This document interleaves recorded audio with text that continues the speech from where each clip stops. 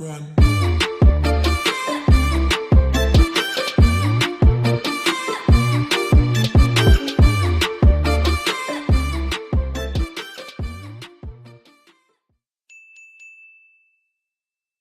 Unbeaten at home, they remain unbeaten against Italian opposition under Diego Simeone, and it is a big lead to take over to Turin. Jermaine Genius and Paul Ince watching with me in the studio. They really upped the pressure in the second half. Atletico, is that a deserved victory for them? Yeah, I think it was. I think, you know, I said to JJ at half-time, you know, if they concentrate actually playing football, they are a very, very good side. They've got some really good players, and you know, they've got the 2 goals from 2 centre-halves that we thought we'd be talking about from a defensive point of view.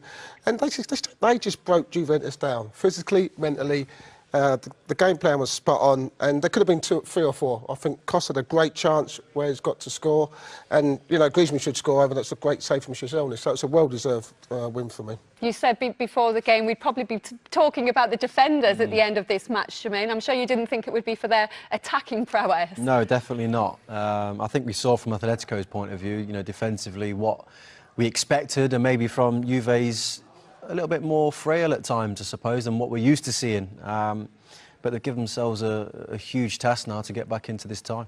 Lots more to come from both of you. That concludes the first legs in the round of 16. Tomorrow, though, it's all about the Europa League. The UEFA Europa League round of 32 concludes tomorrow night. Celtic need something special out in Spain as they trail 2-0 to Valencia. Our coverage begins at 5:15 on ESPN HD, at 5:30 on 3HD and in 4K ultra-high definition. Arsenal have a single-goal deficit to overcome as they face Bate Borisov at home in North London. And later at 7:30 on 2HD and 4K ultra-high definition, Chelsea need to finish the job against the Swedish side Malmo. They're leading 2-1 from last week's first leg. And then all the night's highlights follow at 10:30 to complete a BT Sports Europa League service.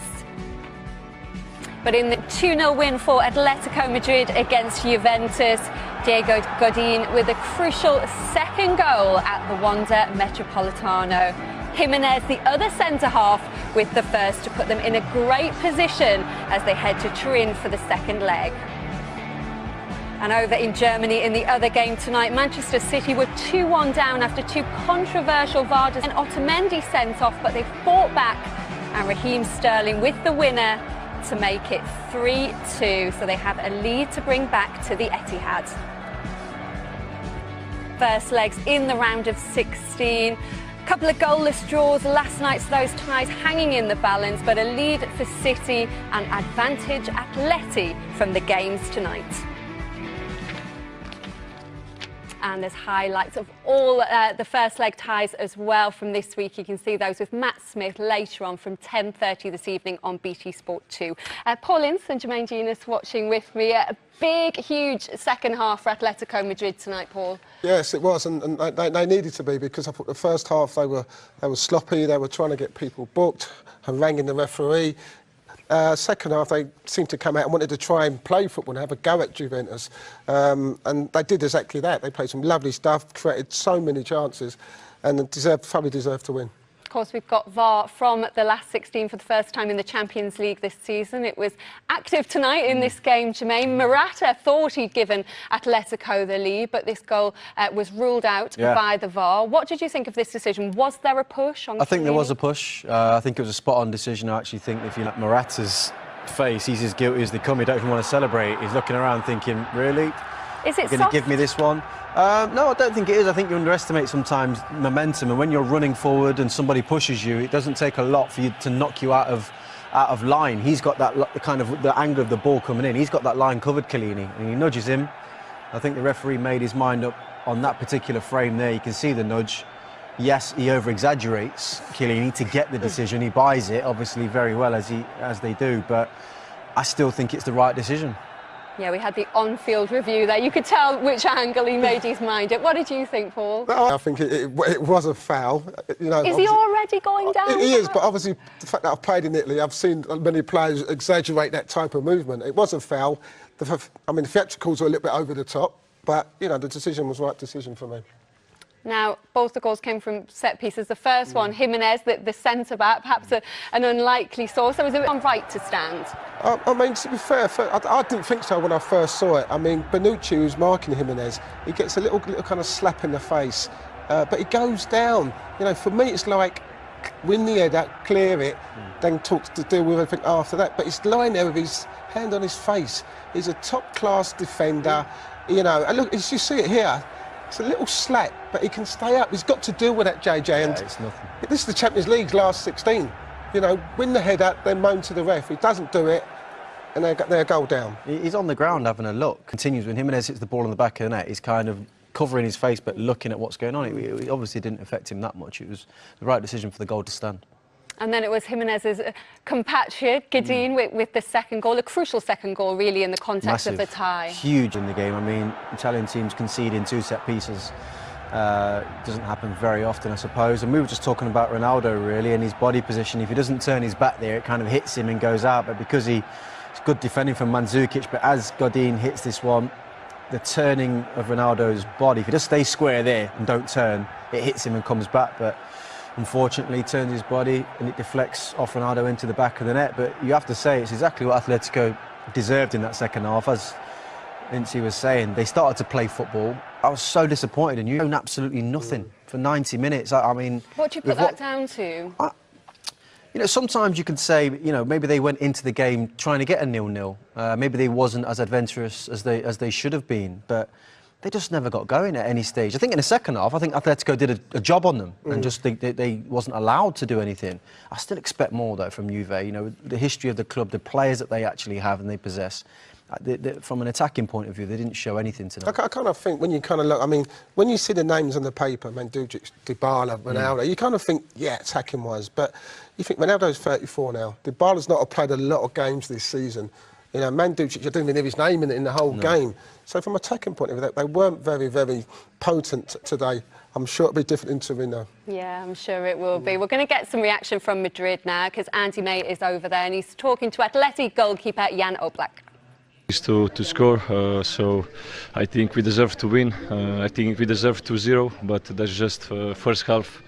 Now it's another game, second half of the game in 20 days. So we need to keep calm, because that's not done yet. Juventus is a great team, so we need to prepare well. We have some league games before that, and I think the result is good, but it's not done yet.